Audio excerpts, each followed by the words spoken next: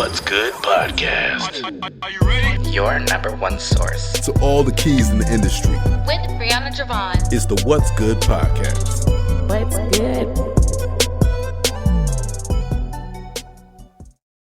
Hey, ladies and gents, this is your girl, Brianna Jovahn, and we are here with another episode of What's Good podcast. We have a Wildcard Wednesday with us, and I'm super excited. His name is Coach Kevin. How are you?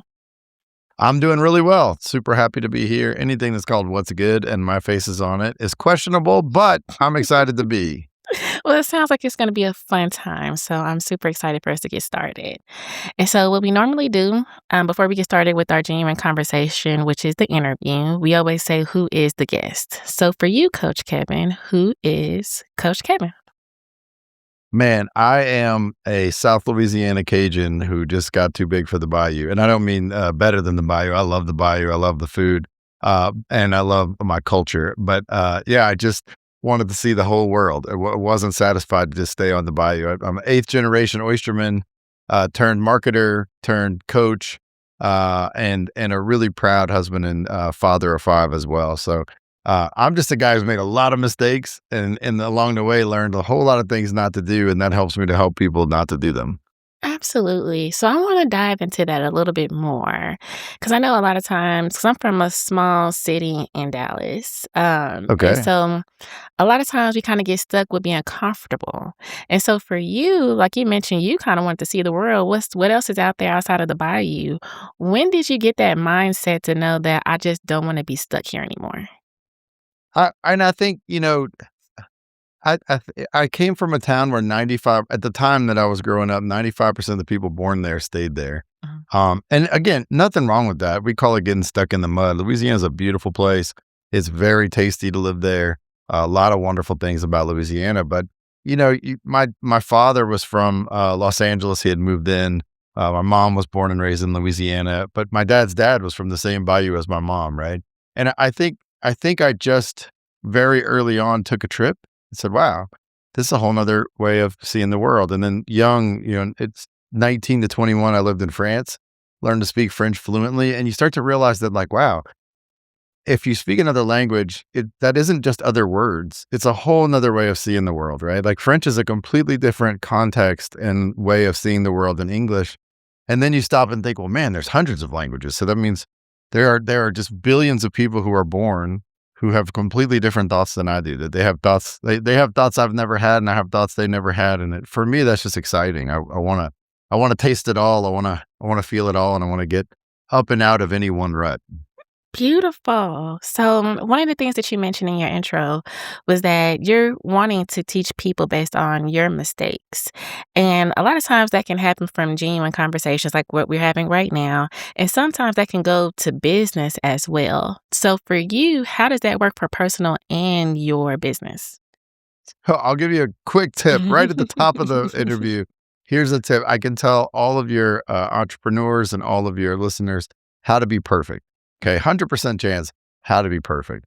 And this applies to you, to me, to everyone. If you want to be perfect in life, just lie. Like, just lie. Like, that's the only way, right? Perfection is a lie, but excellence is achievable, right? I think one of the most important things to see as a human being, right? And maybe if we weren't human beings, we could be perfect, but we all are. That's why we're listening to this, is that perfection is a lot like the horizon. The horizon is something that if you're outside, you see the horizon, like there it is. That's where the sky meets the ground, or that's where the sky meets the water. But the horizon isn't real. It's not actually a place. Your mind creates that line and says, oh, that's the horizon. If you walk for 1,000 miles, you'll see the horizon the entire time, but you'll never touch it because it's not a real thing. It's a construct, right? It's just something that helps us orient, and it's super important. So this isn't to say that the horizon isn't important. I was a sport pilot for a while, right? And man, you better know where the horizon is. Even if you can't see it, you have a mechanical horizon to help you understand. It's a very important waypoint. Perfection's a lot like that. Super important waypoint. Super important for us to say, oh, I think this is the perfect, expression of whatever I'm doing. If I'm playing basketball, if I'm writing a letter, this is the perfect letter. But the idea that we'll ever touch it is silly because the better we get, the more aspects of it we see are off. Right. And so it's this kind of like diminishing return, you're never going to touch it. So stop trying. And, just because you're not perfect doesn't mean you aren't powerful. And for me, I've really tried to embrace being powerfully imperfect. I want to be powerfully imperfect. I'm not close to perfect, but I can make an impact in my life and the lives around me. You know what? Okay, so you call yourself the mindset architect, right? And I feel like everything you just said is like total mindset shift. Cause I feel like on an everyday basis, we can kind of be robotic in all the things that we do versus understanding what the growth looks like or the stretching of doing something different. And this entire time, we've been talking about doing something different outside of what the norm is. So with you, with the mindset architect, what does that mean to you? Well, your mindset is how everything look outside of yourself, right? Like whatever you're seeing right now, I see a camera, I see a computer, I see a building outside, right? If it's not nature, if it's not the sun, right? Every single thing that you see started in someone's mind first. Someone had an idea of like, oh, we could do this. We could build this building, or we could turn this lot into cement, or we could grow this garden here. Whatever you're looking at, someone had that idea in their mind. And then they went out and made that thing a reality, right? So whatever it is that you want to do or accomplish or have in life, it all starts really with who you are, but then who that person imagines. It is your mindset. Your mindset dictates so much. I mean, I have 5 kids, right? And a lot of people have kids. I have yet to meet the person who said, "Hey, you know what? I had a kid. I was totally ready, totally understood what that was going to be about, and it was easy." Mhm. I mean, no, even on my 5th kid, it's like they're so different. By 5 kids, you think you'd have some stuff figured out. I think I had no idea. Like he was totally a fresh, new experience, different than the other 4. But that didn't mean I wasn't a great parent. I just figured it out. Like you get in, you're totally overwhelmed, awesome, and then you figure it out. But that was a mindset. There was a commitment of, hey, I want to create a family, and I want this family to be powerful, and I want to be a great father inside of that family, right? Mhm. Cool. That starts with mindset, and then there are actions that come, Mhm. right? It isn't like people, I think, get it twisted in life a lot, and they think, well, if I have something, then that'll allow me to do something, and then I can be something, right? So if I have a little bit of money, then I could invest, and if I invest, then I'll be a millionaire, be rich, or whatever. I guess it's billionaire now. The new generation, the M is not enough. Now we have to go to B, right? But it doesn't matter. Either way, whatever it is. But the real truth of this is if you are a billionaire, if you are rich in your mind, you will then make investments, and those investments will give you the money that you have in your account. It actually works totally the opposite of how we tend to think about it. We tend to think of it as, what do I need to have to allow me to do? And then I am. But mindset, it starts with, I am this. And if I am this, then I do that. And that gives me the things that I have. When you flip that around, things really change. And this is, I mean, the vast majority, I think the vast majority of mothers out there would, I think, agree with this, that who in the world is ready to be a mom with a newborn? And who could even do it? Like the day before that baby's born, you're not able to do it. But what happens?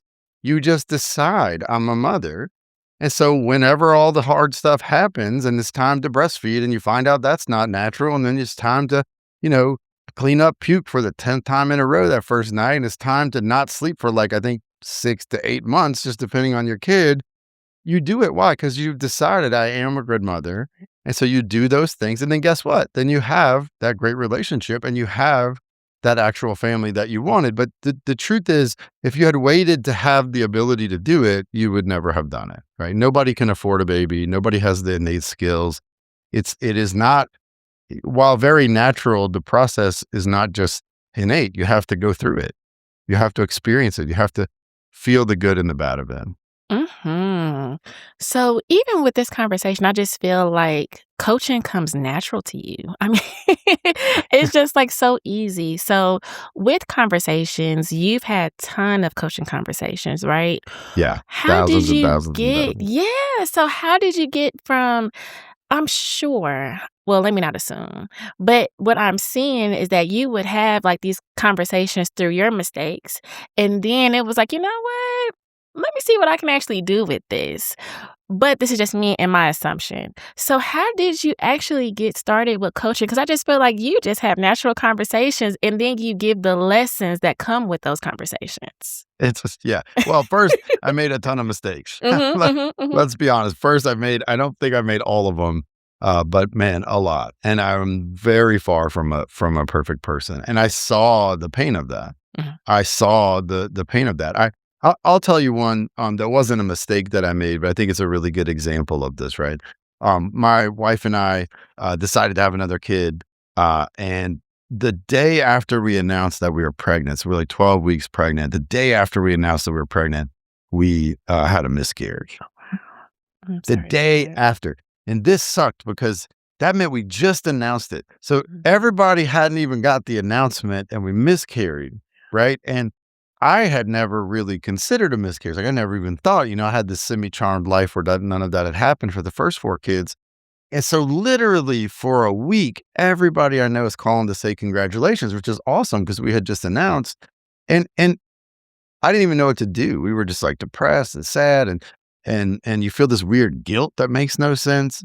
And I would just tell people, thank you. I just got so tired. It's like you would kill a baby or a puppy, you know what I mean? Because they're like, oh, I'm so excited for you. Like, oh, we lost it, and you end up watching them just deflate. Yeah. And so they'd be like, oh, congratulations. I'm like, yeah, thanks, which is so crazy. Like if you think about what just happened.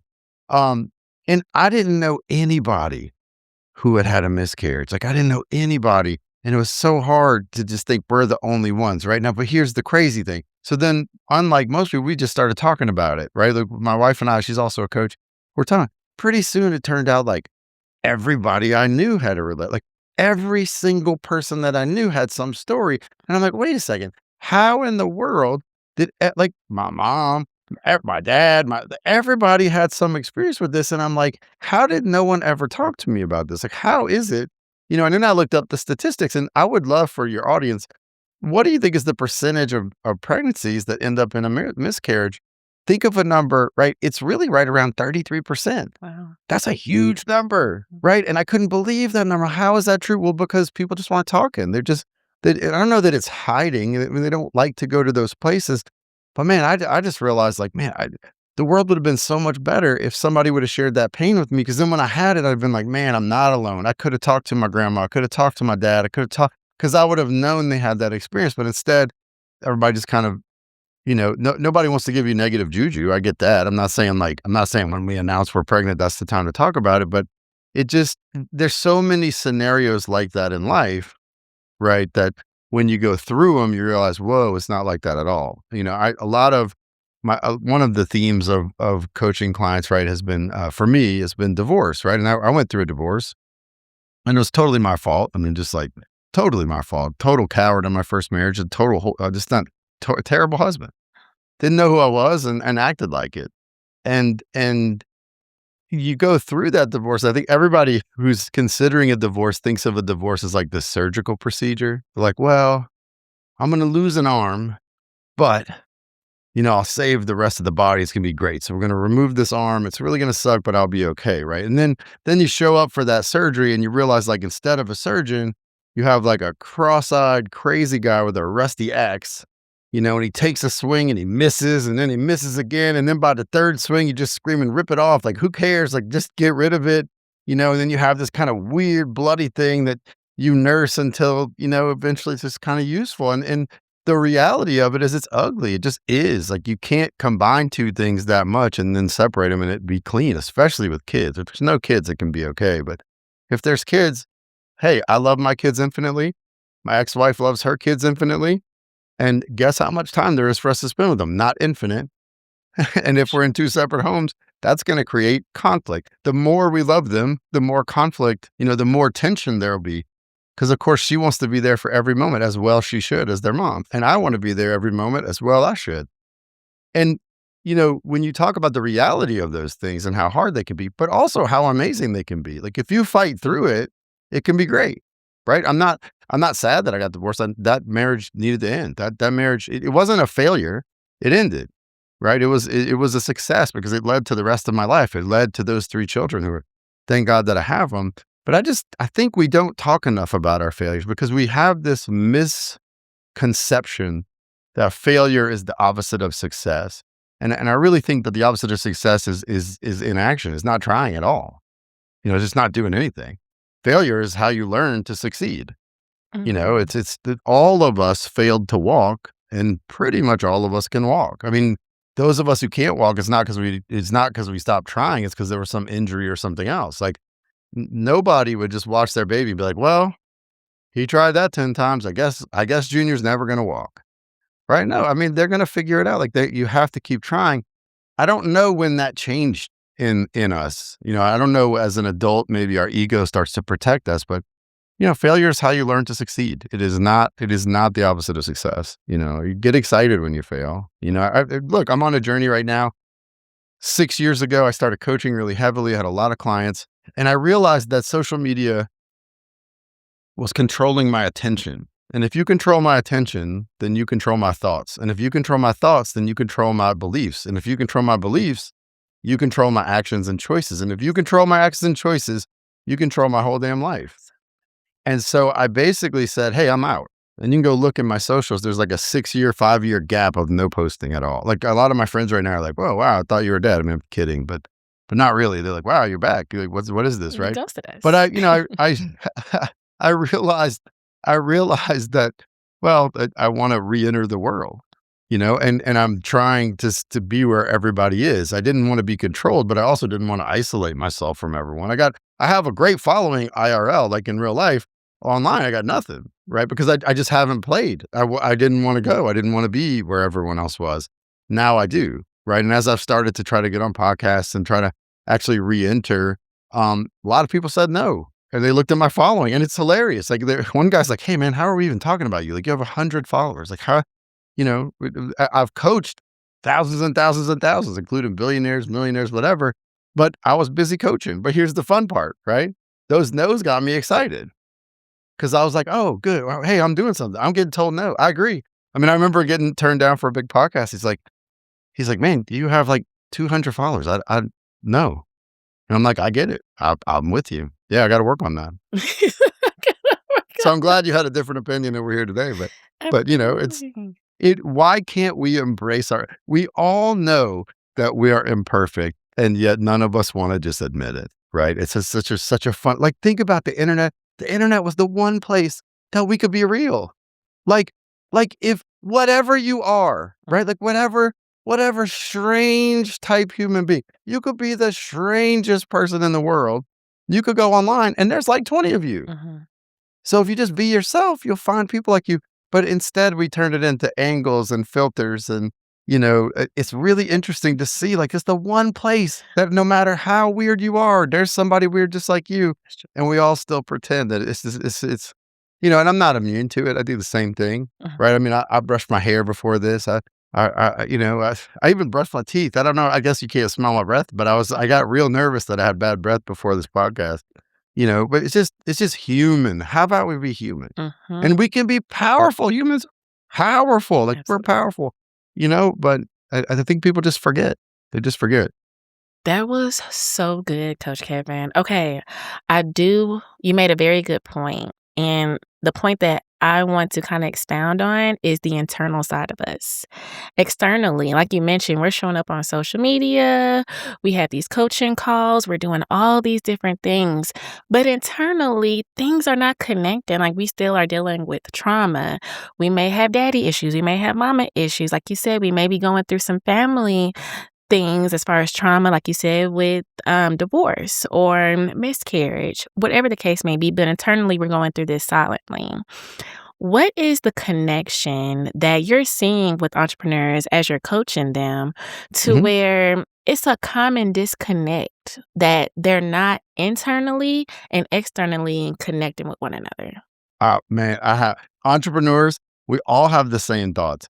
And it's funny because every entrepreneur at about 5 a.m., they've probably been awake for a half hour, maybe for 2 hours, thinking about whatever the new deal is, and we're going to be billionaires. But then by noon, we're going to be living under a bridge. And then we work our ass off till about 5 or 6 when we can at least stay in our own house, right? Like we have these crazy roller coasters, right? Entrepreneurs don't live in the present fully. we're here and then we go off to the future, 5 years, 10 years. Oh man, I could build this, right? Like we really go to the future, we see it, and then we come back and we're like, damn, how come everything hasn't aligned? Like I saw what I'm supposed to do. Why is this so hard here, right? So with entrepreneurs, every entrepreneur who's worth a damn has run out of money. All of them. All of them. Then all of you people who say, I want to be a billionaire, let me ask you this. Do you want to owe someone 300 million? Do you want to have no money in the bank and owe 500 million? Do you want to have no money in the bank and owe 150 million, which is your operating capital, but it's actually a loan, like it's like someone else's money? Do you want that? Because in order to get to the one thing, you almost always have to do the other. I don't know a single billionaire, and I've coached many, who weren't at one point backwards 7, 8, 9 figures sometimes, right? And then they figured it out, right? Why? Because they had to have a failure consummate to that success. As much as we herald, Elon Musk sleeping under his desk, for however many years or whatever, that ain't fun.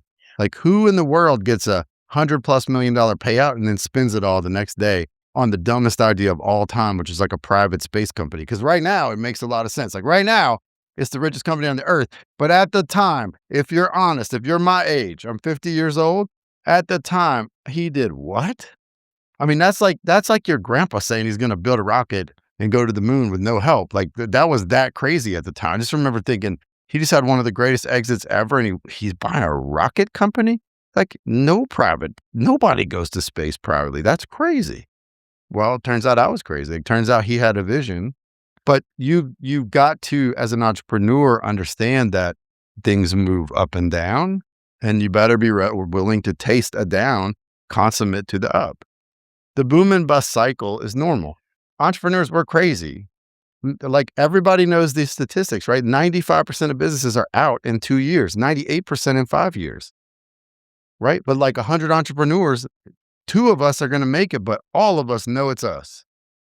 All of us. And there's nothing wrong with that. Because if we keep trying, like what happens is if we keep trying, right?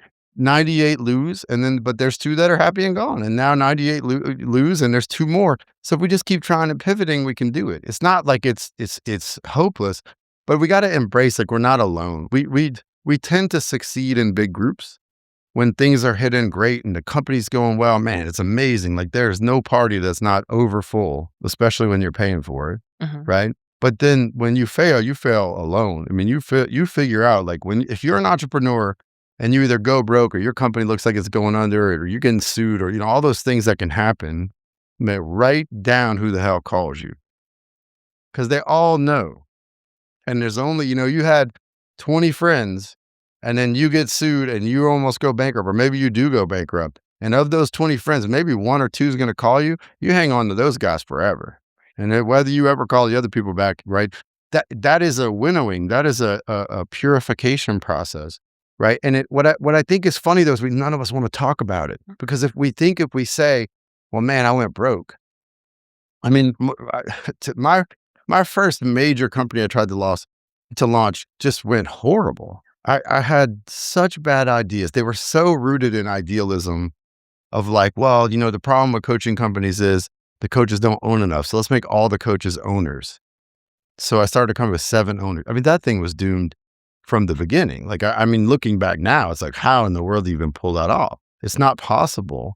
Like the structure was horrible. I didn't know that. I idealistically thought, no, we could overcome. We're different, right? And then it turned out we weren't, or I wasn't. But we don't talk about that. We just won't talk. Here's the thing, though. On the way down as an entrepreneur, like, before you're bankrupt and all the bad things happen, you're living under a bridge. If you were to talk to other entrepreneurs, guess what? They've been there too. And guess what? They'll tell you how they pulled it out, and they'll tell you where they got serious and where they didn't, and they'll tell you which ideals are going to help you get out of that and which ideals are going to get you faster into it. And so, I just, being able to openly and honestly talk about your problems and your issues is very important, like very important, because otherwise you're just pretending. That's true. And if you're down in a hole 6 feet deep and you're pretending to be on the ground, I mean, you can do that, but you don't really have a great view of what's actually happening. And so,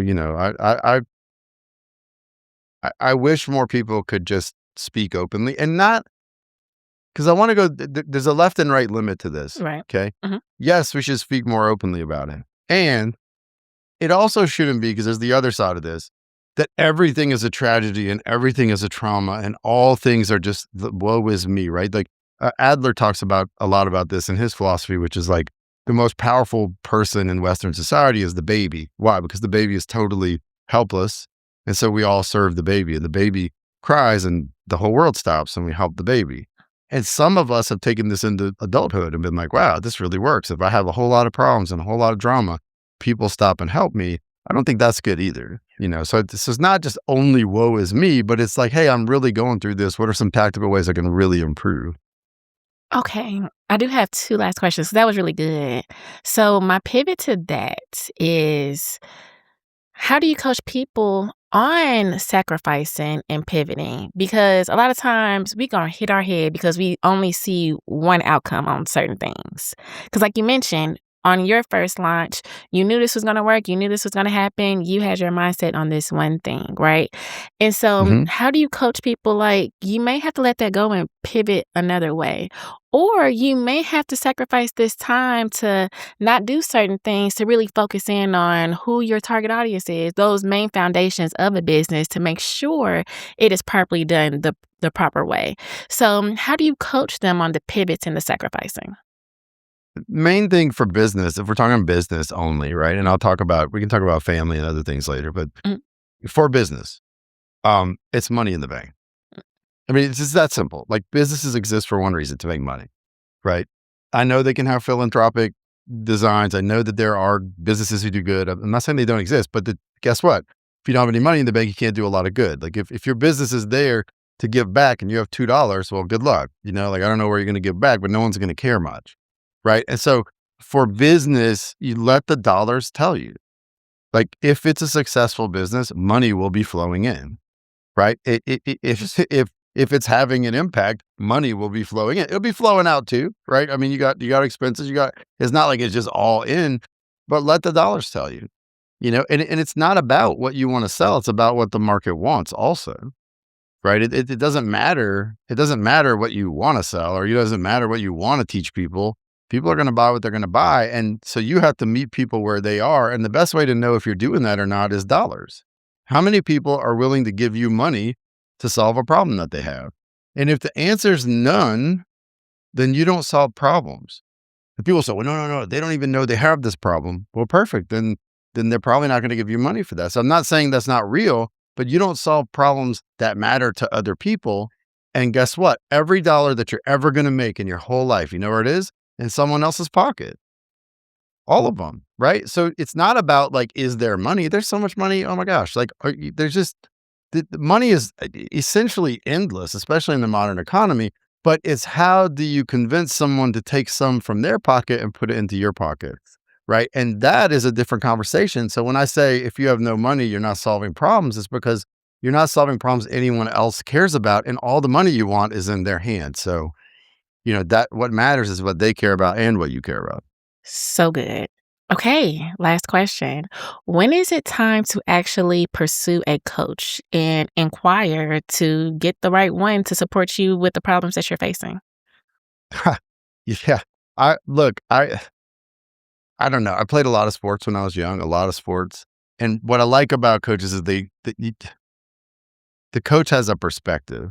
He has a history. He's not you, right? So whatever's happening to you, like, think about it. If you're in a room of 100 people, the only person in that room you can't see is you. This is very difficult, right? Our eyes are set outward. Our emotions are the same thing. Our emotions also are set outward. They're set to feel out here. And so we don't see ourselves very well as human beings, both physically and emotionally. Having a coach is a great third party situation. So the question is, when do you want to see the real truth about who you are and the real truth about your results? Sometimes that's right after a big crisis, right? For me, after the divorce, it was the next marriage. So I was married to Whit, my wife right now, and it was really good. And then I realized I didn't really understand what I had done to blow up the first one. I knew it was me. I knew I did it, but I didn't really understand it. I found a coach who really did. And I remember her saying, well, look, we don't have any of those problems while you're going. I said, well, I'm still the same person. Like, I know we don't, but I have a feeling if I don't figure this out, we will have these. It's just a matter of time before I do the same things, right? So it can be in a moment of crisis. It can be when you don't know where to go. It can be when you're feeling alone and you need somebody to understand and see. But any time in your life that you want an outside perspective in order to improve a situation, it's a great time to have a coach. The difference between coaching and counseling, and I love counseling, but counseling is more about I'm here and I'm looking back. I'm looking at my traumas and I'm trying to heal. So I'm looking at the past to create who I am today, right? Coaching is the word coach means a horse-drawn carriage. So it's like a taxi. Coaching is I'm here and I want to go here. And so it's like let's focus on where we really are, and then let's focus on where we really want to go, and let's set a path together. And then let's figure out if that path even works, right? Sometimes it doesn't. But for me, a coach is, if you want, look, right now we're in the season where we're watching the Olympics, right? How many of those guys do you see walking up no coaches? Yeah, very valid. None. Why? Because they could not get better without that. It's just not possible, because you just don't have, while you're flying down the bobsled, in the bobsled as the driver, you can't see what's happening to the bobsled. You're just doing the best you can, right? A coach is able to have that third party perspective, and what's cool is like none of the credit goes to the coach. It's all you, but the coach will give you a different set of tools to make that happen. So good. All right, Coach Kevin, go ahead and tell the people how they can reach out to you, if that's website, social media, Yeah. email, whatever options you may have for the people. No, look, on socials, I'm at It's Coach Kevin just about everywhere. My website is itscoachkevin.com. I'm also the COO at Apogee Strong. So if you go to apogeestrong.com, we are reseeding freedom through education. We really saw the gap in the education system. Look, our education system was created for a certain time in history, and it was created to make employees, right? Because we needed a bunch of them. We are so far past that the education system right now, and be careful, I mean the system, not the people, a lot of wonderful people in the education system, right? But the system itself was designed for something that is no longer has any relevance, especially, and that was before AI, especially now in the age of AI. So we designed a type of schools that actually breeds critical thinkers and breeds leaders and teaches people really how to think and how to interface with problems and how to disagree with each other and still be friends, which I think is like a dying art in America. But that is what Apogee schools are all about. So apogeestrong.com is a great place if you want to talk about education and the next wave. And what's cool about it is it's really just going back to how we've always learned as human beings, going back to single classrooms, going back to micro schools, going back to small and going back to mentor-led conversations and going back to giving kids responsibilities, just have them make some mistakes. Surprise, we tend to learn pretty well that way. That's true. All right, well, we're wrapping it up. Is there anything you feel like I missed, or anything you want to share with the people as motivation, anything? Anytime I get a chance to say this, I'll say it, but you are a force of nature. I am a force of nature. I'm a force of nature. If you are around me, I'm something to be reckoned with, right? And that's the same thing for you. Every single person hearing this, you're a force of nature. You're not the only force of nature. You're not the biggest force of nature. It doesn't mean that other forces don't knock you on your ass from time to time. They do, but you don't give away your power. Like, you matter, right? You matter and I matter. And just, most of life isn't that complicated. You know the things you're doing that are holding you back. You know the things you ought to do to move forward. Just do the next thing. So good. Well, I am so grateful for your presence today and all of the information that you provided. We're going to make sure his contact information are in the show notes, but I want to thank you again for being here today. If you guys are listening to this morning, noon, evening, or night, thank you for supporting the What's Good podcast platform, and we will see you guys next time. Thanks for joining us for another episode of What's Good Podcast with your girl, Brianna Jovahn. If you found today's discussion inspiring, don't forget to hit the subscribe button on your preferred podcast platform. Explore additional resources on our website at what'sgood-productions.com and find our social media links listed in the show notes. Stay tuned for more captivating stories ahead. Until next time, stay blessed and keep uplifting your community.